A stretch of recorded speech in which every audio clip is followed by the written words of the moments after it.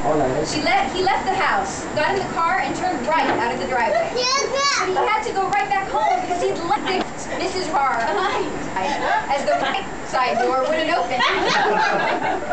Mr. and Mrs. Wright again left for the hospital. They're turning turn. Mrs. Wright said that Mr. Wright should have turned left. Mr. Wright said that the best way to the hospital was definitely to the left. This is a funny story. 2 blocks away, after another left turn, they discovered they had left to his right, then my bag, and to go back home where they had left the bag.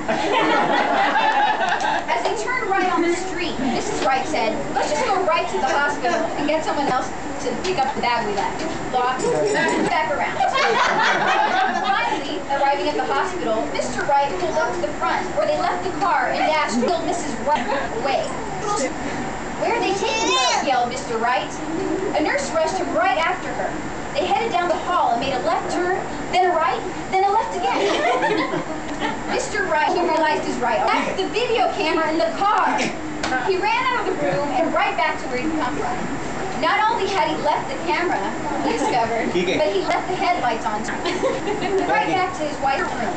As Mr. Wright approached the room, he could hear her screaming about how he left and was nowhere in sight.